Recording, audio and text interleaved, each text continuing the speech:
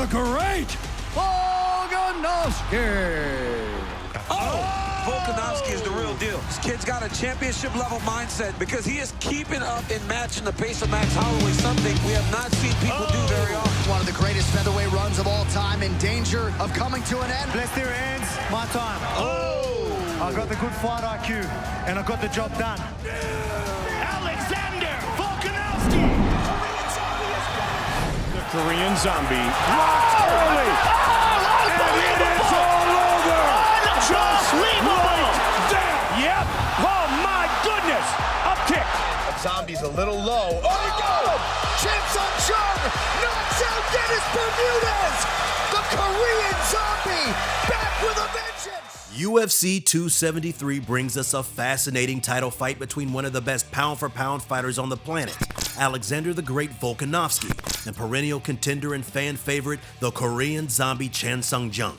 Volkanovski was initially slated to face Max Holloway in a trilogy fight, but after Blessed had to pull out due to injury, Zombie stepped in. Many fighters including Yair Rodriguez, Henry Cejudo, Josh Emmett, and Giga Chikadze wanted to step in, but the UFC eventually chose TKZ, showing how much the company believes in him.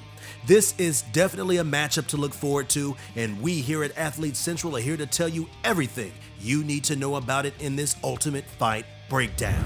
Korean Zombie. Let's begin with the Korean Zombie, who in 2017 returned from his mandatory military service to face number 9 Dennis Bermudez. Zombie showed that he's still top 10 caliber by knocking him out in the first round in an emphatic performance. TKZ's next fight was against Yair Rodriguez in a main event, where he came out on the wrong end of MMA's 2018 Knockout of the Year. Zombie was winning the back-and-forth fight when in the last 10 seconds, the fan favorite decided to go to the middle of the cage and throw down. With literally a second left in the fight, Yair threw an unorthodox upwards elbow, knocking Zombie out cold. Brazilian Renato Moicano was next for Zombie, and he came back with a bang, knocking him out in less than a minute, putting all the doubts surrounding him to bed. That really was an incredible victory. Did you know right away with that first punch that you had the deal done? 네가 처음 저기 때렸을 때 바로 낚였는지 알았냐고. 그냥 몰랐어요. 그냥 쓰러져 있었어요. He didn't know after he threw that first punch he was on the ground. The next fight scheduled for him was Brian Ortega in Korea, but T-City pulled out with an injury. UFC legend Frankie Edgar was his replacement, delaying his move to bantamweight to show down with Jung. It did not work out for him though, as Zombie outboxed the veteran and secured the KO win in the first round, cementing him in the division's top 5. 저번에는 운이었다는 소리를 많이 들었어요. 근데 오늘은 운이 아닙니다. I want Volkanovski. Last time I was told that my fight was just luck, but no, not this time. As you know, I won this fight. The fight with Ortega was rebooked in October 2020, where T-City came back rejuvenated after a 2-year layoff, a completely changed man.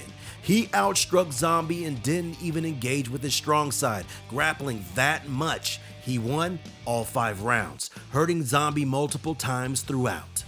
Jung had to go back to the drawing board after that, fighting down the rankings against Dan Ige. Ige looked pretty dangerous on the feet, but Zombie showed his versatility by mixing in the takedowns, out-wrestling him for the duration of the 5 rounds. Alexander Volkanovski. Moving on to Volkanovski. His first elite opponent was Chad Mendes, who was ranked number 5 at the time.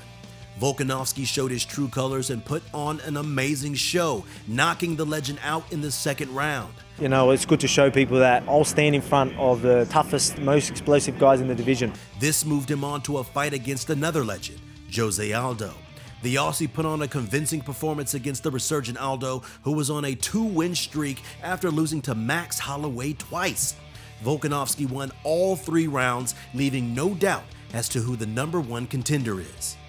When Alex got his title shot, a lot of people doubted him, and the odds reflected that, as he was a plus 145 underdog. Volkanovski put on a brilliant performance, showcasing how to counter the Hawaiian, utilizing leg kicks and outstriking the self-proclaimed best boxer in the UFC. The belt was officially his. Next came a rematch with Blessed. One of the most controversial decisions in 2020. Max Holloway clearly won rounds 1 and 2. Volkanovski clearly won the 4th and the 5th round in the back and forth affair. Who do you think won the 3rd round? Let us know in the comments below. Max hurt Volkanovski in the 1st and 2nd round, but Volk rallied and utilized some wrestling to pressure Holloway and sap some energy out of him, giving him other tools to worry about. I know you're having a hard time imagining this. Winner and new, Alexander Volkanovski. How does that sound? Mate, hey, this is what we do, you know, this is what we always look forward to. His last title defense against Ortega was undoubtedly the most entertaining fight he has ever had. The back and forths during the fight were absolutely mesmerizing. Volk was caught in a very deep guillotine but showed heart and toughness to survive. A less dangerous triangle choke was also locked in. Volk absolutely battered Ortega in the 4th round, but somehow lost the 5th round, probably exhausting himself in the 4th. Regardless, he defended his belt and won at least 4 of the rounds, cementing himself as one of the pound-for-pound best in the world. Attributes. Both fighters are in the prime of their careers, Zombie at 34 years old and Volk at 33. The height and reach is only separated by 1 inch. Zombie is 5'7" with a 72-inch reach, while Volkanovski is 5'6" with a 71-inch reach. Striking. This is a matchup between two very well-rounded fighters, so the stats are going to be very interesting. Let's take a look at the stand-up. Volkanovski outstruck one of the best strikers on the roster, while Zombie has shown his boxing skills on the big stage for over 10 years in the UFC and WEC. In terms of strikes landed, Korean Zombie lands around 4.07 significant strikes per minute, but Volkanovski's recent exploits are shining under the statistical light. He lands a whopping 6.42 significant strikes per minute. Maybe the Aussie should be considered up there with the best strikers in the UFC, right up there next to Max Holloway. This claim is further backed by his strike accuracy, which is up at 56%, 13% higher than Zombie's 43%, which is very surprising. Zombie is known for his cool and calculating boxing style, walking fighters down with precision in his hooks and uppercuts, but it seems Volkanovski is the more accomplished striker in this regard. In terms of striking defense, the numbers are close, but Volkanovski beats out Jung again with 3.34 significant strikes absorbed per minute, half a strike less than Zombie's 3.87 per minute. In retrospect, this could be expected since Zombie got his nickname from walking his opponents down. Volk also has a higher defense percentage because of that reason, 60% to be exact, 5% more than Zombie's 55%. When it comes to power, the results are yet again extremely surprising. 3 out of Volk's 11 UFC victories have been via KO/TKO, and in total, 11 out of his 23 career victories have come in that way. 4 out of Zombie's 10 UFC wins have ended via knockout, but only 6 of his 17 total wins have ended in that fashion, so statistically, Volk packs more power. The stats have made this a no-brainer. Volkanovski beats Jung out in every single department, making him the statistically better striker. Grappling. In the grand scheme of things, the striking department should have been competitive, but it wasn't. Let's see how the grappling stats play out. When it comes to offensive grappling, we are yet again blown out of the water with the brilliance of Volkanovski. He averages more than double the takedowns Zombie does, a whopping 1.77 takedowns per 15 minutes, while Zombie only gets 0.82 takedowns per 15 minutes. If the Ige fight is the only one you've seen from Jung, you would be very surprised by the statistic. Zombie got 3 takedowns in the fight and controlled the Hawaiian with ease, making it seem as if he's a wrestler at heart. That might very well be true if we look at his accuracy. Zombie is a fan favorite. Used to keep a lot of his fights standing up to please his fans, but his 47% accuracy shows that when he wants to take his opponent down, he is way more successful than Volk, who sits at a 34% success rate. This could be explained by his tendency to shoot for a takedown and fail, but still pressure his opponent on the cage to bring the fight to the pace he desires, like in the second Max fight, breaking his opponent's rhythm. When it comes to takedown defense, Zombie prevails at a defense rate of 77% compared to Volk's 70%, again showing that the Korean's wrestling is actually exceptional. When it comes to submissions, both fighters are black belts in their own right, but Zombie resorts to his BJJ skills a lot more often, averaging 0.7 attempts per minute, more than double Volkanovski's 0.3.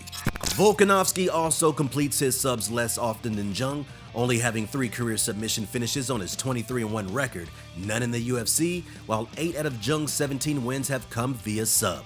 He has 3 wins via armbar, 2 via rear naked and triangle chokes, and the other one is one of the most unique submissions of all time, the Twister. The only other fighter in UFC history to use it is also in the featherweight division, up-and-coming undefeated prospect Bryce Thug Nasty Mitchell. Korean Zombie seems to have a better skill set in the grappling department, but Volk resorts to it more often. Prediction. Given the fighter's recent performances, in particular their fight with Brian Ortega, we know the logical pick. But MMA math doesn't always work like that, and no 2 fights are the same. Not only that, given both fighters' well-roundedness, it is very tough to tell where this fight will take place.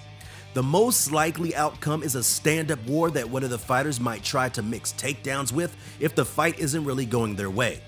Volkanovski tends to use jabs and leg kicks, and those can be very effective against Zombie's pressuring style.